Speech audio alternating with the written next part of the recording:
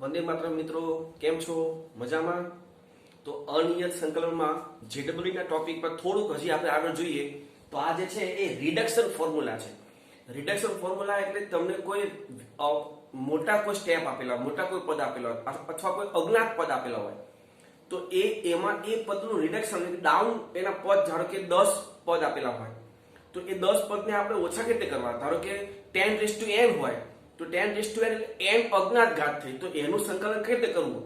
તો એવા અહીંયા ફોર્મ્યુલા છે અને એવા એક્ઝામ્પલ છે, તો એ આપણે જોવા છે.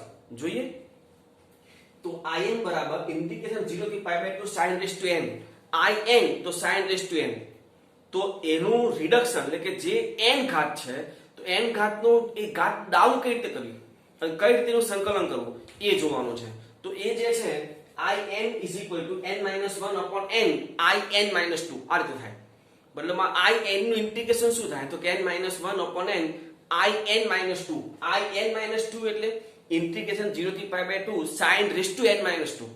મતલબમાં sin ની n ઘાત હતી તો રિડક્શન થઈને sin ની કઈ ઘાત થઈ n minus 2. આ રીતે સ્ટેપ બાય સ્ટેપ ઘટાડતા જાઓ તો છેલ્લે તમને ફાઇનલ ઇન્ટિગ્રેશન મળશે. બરાબર. હવે તમે in minus 2 નું સંકલન કરો તો એ શું આવશે તો કે n minus 2 upon n minus 1 in minus 4. આ રીતે સ્ટેપ બાય સ્ટેપ તમે એનું રિડક્શન કરતા જાઓ તો તમને એનું સંકલન મળશે. અને આનું સંકલન કઈ રીતે થાય તો કે sin રેસ ટુ n છે એને એમ લખો sin raise to n minus 1 into sin x, એટલે કે એક sin x છૂટું પાડો અને પછી ખંડશ સંકલન. આ જે છે રિડક્શન એ ખંડશ સંકલન થી તમે આરામથી કરી શકો છો. બરાબર છે. એ જ રીતે cos રેસ ટુ n હોય તો પણ આ જ થાય. બરાબર. હવે tan હોય જેમ કે બીજું in બરાબર ઇન્ટિગ્રેશન 0 થી pi by 4 tan raise to nx, તો tan રેસ ટુ nx હોય in તો tan રેસ ટુ n, તો એનું સંકલન શું થાય જોજો in is equal to 1 upon n minus 1 minus in minus 2. આ in minus 2 એટલે ઇન્ટિગ્રેશન 0 થી pi by 4 tan raise to n minus 2 x dx. આ રીતે તમે એનું રિડક્શન tan નું રિડક્શન કરી શકો છો. આગળ જોઈએ તો imn 0 થી pi by 2 sin raise to n cos raise to n dx, તો એનું રિડક્શન તમે આ રીતે થાય m minus 1 છેદમાં m plus n im minus 2 અને n. મતલબમાં આ જે છે આમાં રિડક્શન ફોર્મ્યુલા કરતા તમે વાલી ફોર્મ્યુલા વાપરી શકો છો. 0 થી પાઈ બાય 2 આમાં પણ 0 થી pi by 2 sin raise to m ને cos રેસ ટુ n, તો વાલી ફોર્મ્યુલા ડાયરેક્ટ આમાં સેટ થઈ જાય છે અને આના કરતા ઈઝી પણ પડે કારણ કે રિડક્શનમાં તમારે એકથી વધારે વખત ખંડશ સંકલન વાપરવું પડે. બરાબર છે. તો તમે આ રિડક્શન કરી શકો છો. પણ આ રીતનો કોઈ દાખલો હોય તો એમાં તમારા વાલી ફોર્મ્યુલા તરત જ તમને જવાબ આપશે. બરાબર છે. તો આ જે રિડક્શન છે એ રિડક્શનના થોડાક દાખલા જોઈએ તો તમને વધારે ખ્યાલ આવશે. તો રિડક્શનનો દાખલો પહેલો જુઓ. જો u10 is equal to 0 થી pi by 2 x raised to 10 into sin x. u10 તો x raised to 10, sin x તો સિંગલ ઘાત છે તો u10 plus 90u8. તો આવું જ્યારે હોય એમાં મોટું જે પદ હોય ત્યાંથી હંમેશા શરૂ કરવાનું. ફરી કહું છું, જે મેળવવું હોય એમાં મોટું જે હોય ત્યાંથી હંમેશા શરૂ કરવું. આમાં પણ તમે લગભગ જોશો તો મોટું જે હશે ને એ તમને આપેલું હશે રકમમાં છે. બરાબર. તો એ જોઈએ પહેલા. અને હંમેશા રિડક્શનનો દાખલો ખંડશ સંકલનથી જ થશે. આ પણ ખાસ ધ્યાન રાખવું. બરાબર. તો જ રિડક્શન થશે ખંડશ સંકલનમાં જ. તો u10 is equal to 0 થી pi by 2 x raised to 10 into sin x dx. તો ખંડશ લાઇટ પ્રમાણક lia, a એટલે x raised to 10 જે આપણું u થશે તો x raised to 10 integration sin x dx ચોરસ કૌંસ પૂરો 0 થી પાઈ બાય 2 માઈનસ ઇન્ટિગ્રેશન 0 થી pi by 2 d by dx of x raised to 10 integration sin x dx આખાનું પાછું dx. sin x નું સંકલન માઈનસ cos x થાય તો માઈનસ આગળ તો minus x raised to 10 into cos x 0 થી પાઈ બાય 2. આ માઈનસ નું અહીંયા પ્લસ કેમ થયું કઈ રીતે તો કે sin x નું સંકલન માઈનસ cos થાય એ માઈનસ અને આ માઈનસ એટલે આગળ પ્લસ થઈ ગયું 0 થી પાઈ બાય 2 આનું વિકલન 10 into x raised to 9 આ cos x dx. હવે આમાં લિમિટ મૂકીએ. જો પહેલા અપર લિમિટ પાઈ બાય 2 મૂકીએ તો cos પાઈ બાય 2 0 થાય એટલે આખી upper limit 0 minus lower limit 0 મૂકો તો આ x raised to 10 માં તમે 0 મૂકશો x ની જગ્યા પર 0 તો એ પણ આખું ઉપર 0 થશે એટલે 0 minus 0 પહેલા ચોરસ કૌંસનું લિમિટ મૂકતા જવાબ આવશે 0 minus 0 પ્લસ આ 10 બાર લઈ લો 10 બહાર લે હવે ત્યાં શું વધે તો કે x⁹9 into cos x dx. આપણે આ u8 લાવવું છે જેમાં sin x તો sin x ત્યાં આવવું જ જોઈએ પણ આ તો cos x છે તો cos x પર તમે u ના સંદર્ભમાં પાછું લખી શકશો નહીં. u ના સંદર્ભમાં લખવું હોય તો sin હોવું જોઈએ તો sin ત્યાં લાવવું પડે. તો એના માટે ફરી શું કરવાનું અને આમ પણ અહીંયા x⁹9 છે જો x⁻10 છે તો તમે લખ્યું u10 x⁻9 હોય તો તમે શું લખી શકો u9. આપણે u9 નથી જોતું u8 જોઈએ છે તો ત્યાં x⁻9 ની જગ્યાએ શું હોવું જોઈએ x⁸8. મતલબમાં ત્યાં ફરીથી તમારે ખંડન સંકલન કરવું પડશે જેમાં આ 10 મેં કોમન લીધા છગડીયા કૌંસમાં ચોરસ કૌંસ x⁻9 કોમન cos x નું સંકલન dx 0 થી π/2 minus 0 થી π/2 d/dx of x⁻9 cos x નું સંકલન આખાનું પાછું સંકલન. આ તો નીકળી ગયું છે આ 10 x⁻9 cos x નું સંકલન તો કે sin x 0 થી π/2 minus ઇન્ટિગ્રલ 0 થી π/2 x⁻9 નું વિકલન 9 into x⁸8 into sin x dx. હવે આમાં લિમિટ મૂકીએ આ 10 તો ખરું આમાં મૂકીએ π/2 તો આ sin π/2 1 અને અહીંયા લિમિટ મૂકો તો π/2 હોલ રેઝ ટુ 9 અને લો લિમિટ 0 અહીંયા મૂકો એટલે 0 અને 0 into sin ની કોઈ પણ કિંમત હોય એ તો 0 થવાનું છે. મતલબમાં ત્યાં ખાલી આવશે π/2 રેઝ ટુ 9 -0. આ -8 આ 9 બાર લઈ લો હવે ત્યાં શું વધ્યું 0 થી π/2 x⁸8 sin x. જોજો 0 થી π/2 x⁻10 into sin x હોય તો u10 લખાય અને 0 થી π/2 x⁸8 into sin x હોય તો શું લખાય u8. તો આ જે છે એ u8 આ કાઉન્ટ છોડી દઈએ તો 10 into π/2 raised to 9 minus 10 into 9 90 u8 જે માઈનસ છે એ પેલી બાજુ જવા દો તો u10 plus 90 u8 is equal to 10 into π/2 whole raised to 9. એટલે મિત્રો તમે આ રીતે રિડક્શન કરી શકો છો.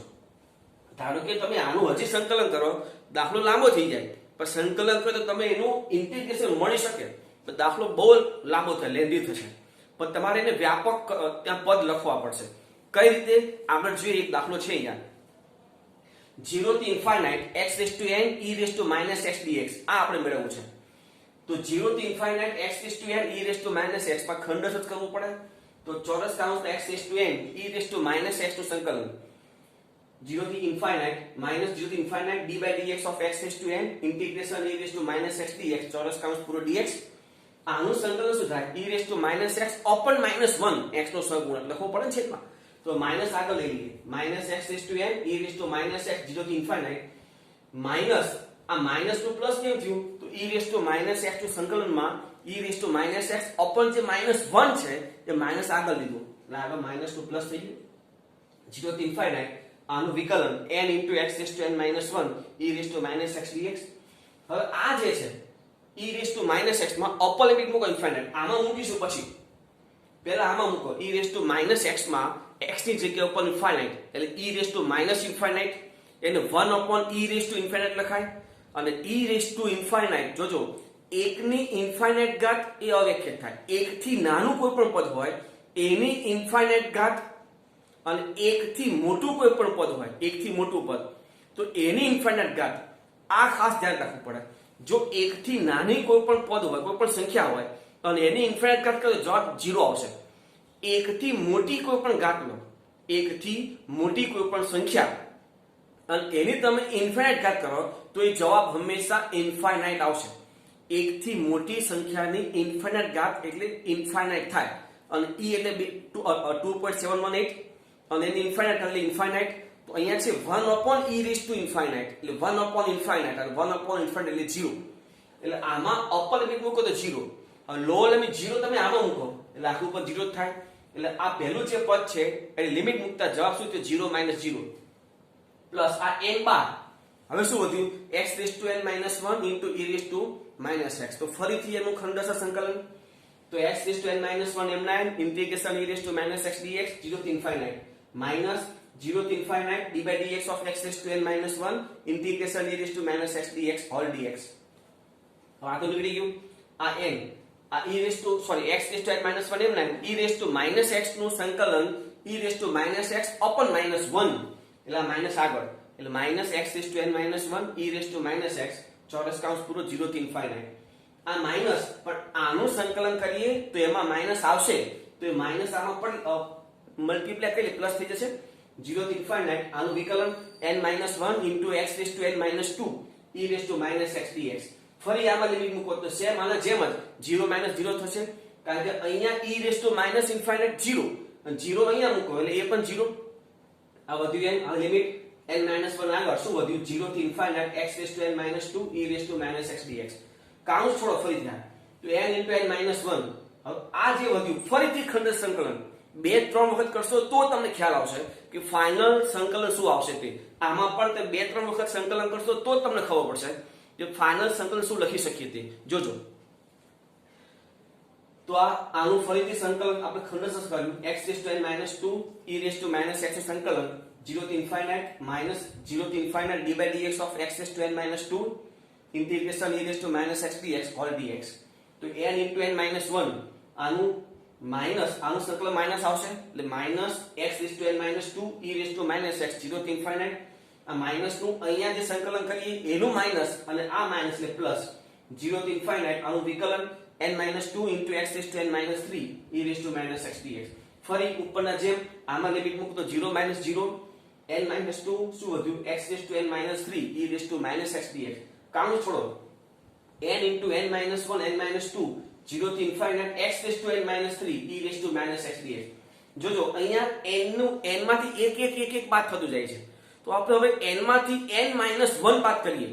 n માંથી n-1 બાદ કરો તો શું થાય n-n plus 1, છેલ્લે શું વધશે 1.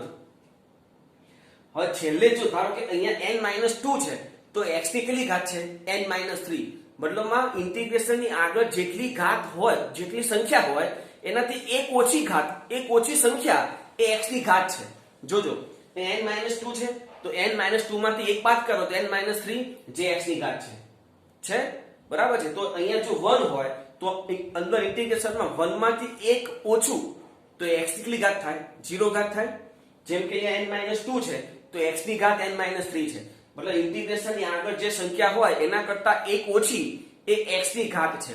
તો ઇન્ટિગ્રેશન ની આગળ અહીંયા 1 છે તો 1 થી એક ઓછી એટલે કે 0 જે x ની ઘાત હોય તો અહીંયા x ની 0 ઘાત લખવાની જરૂર નથી, કારણ કે 1 થઈ જાય.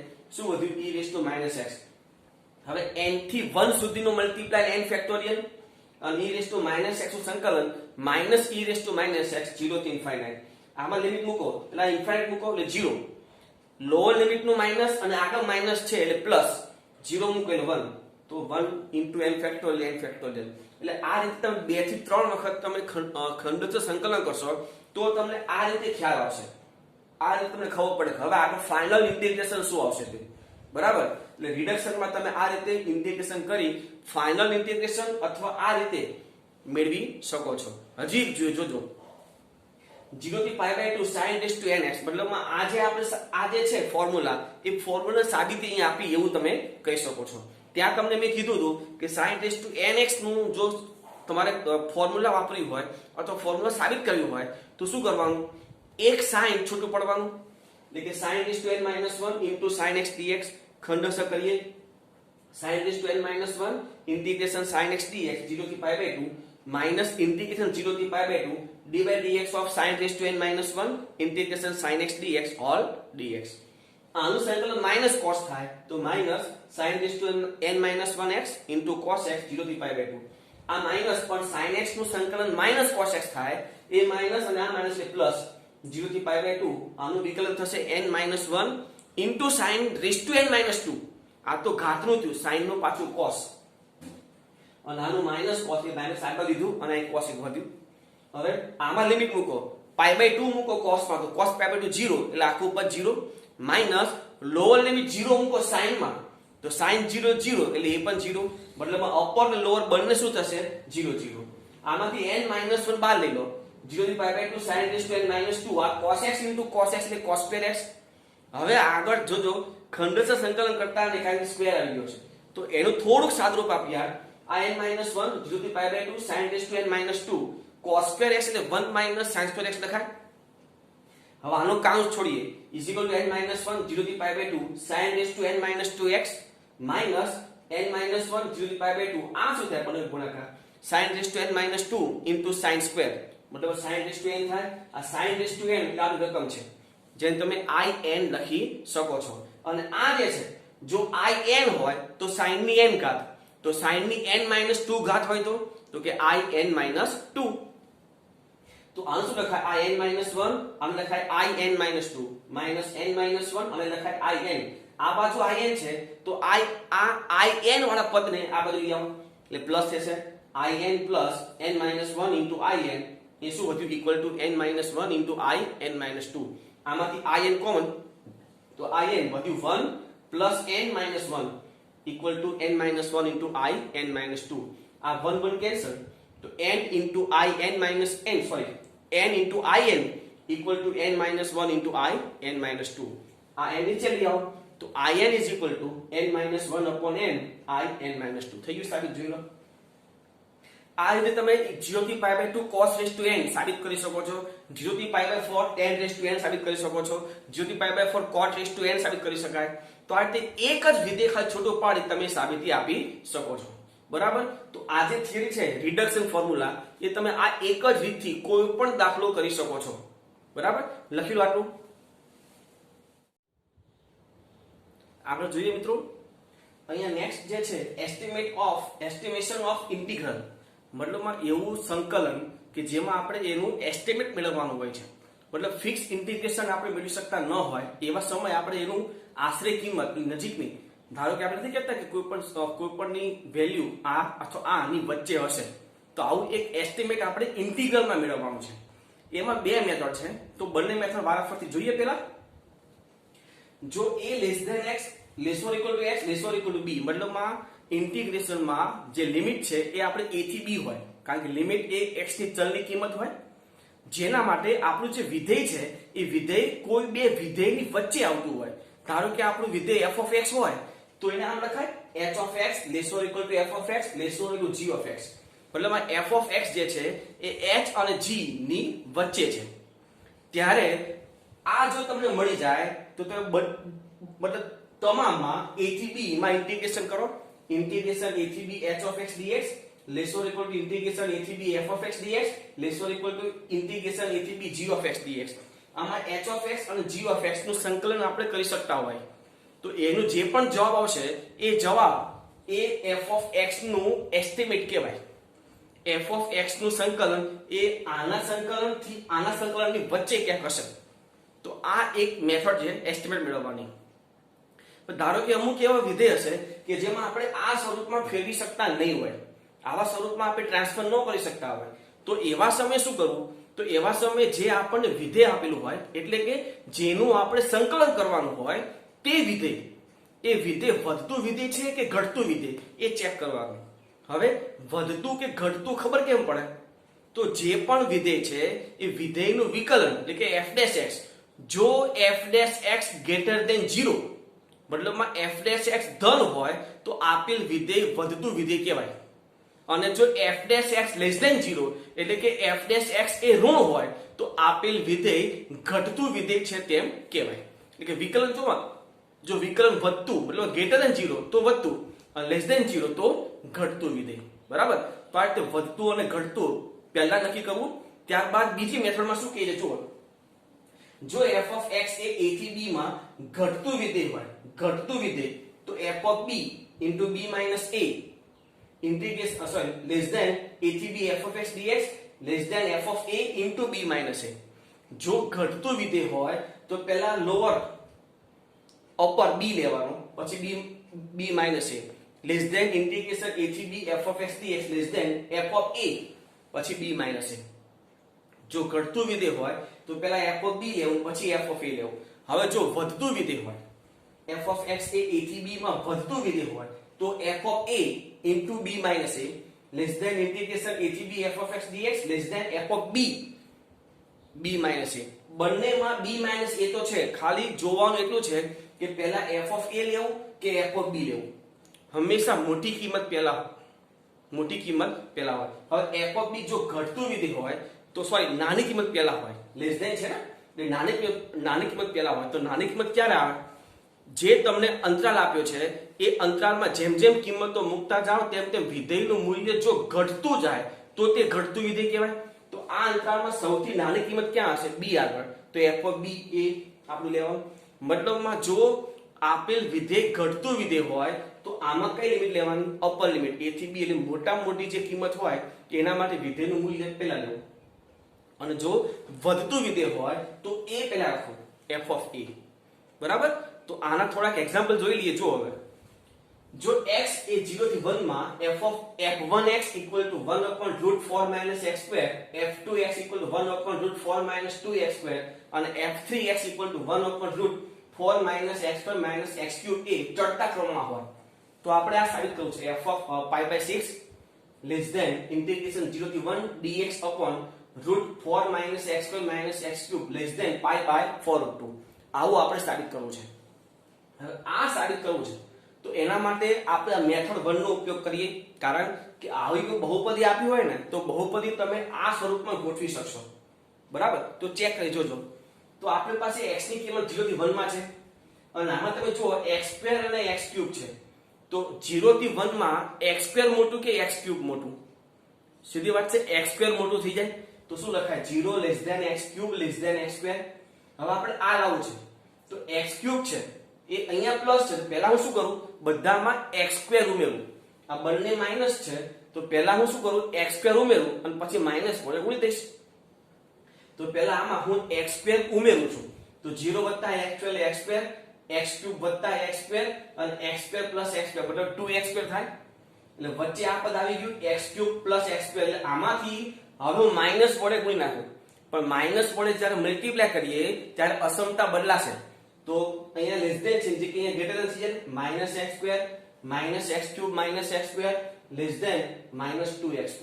ચલો આટલું પદ આવી ગયું. હવે 4 છે આગળ, મતલબમાં 4 આપણે ઉમેરવાના તો બધામાં 4 ઉમેરીએ તો આમાં 4 ઉમેરીએ 4 માઈનસ આ ગ્રેટર ધેન છે એને આપણે ઉલટાઈ નાખીએ, લેસ ધેન ના સ્વરૂપમાં પહેલા આવશે એટલે 4 - 2x2 less than 4 - x2 - x3 less than 4 - x2.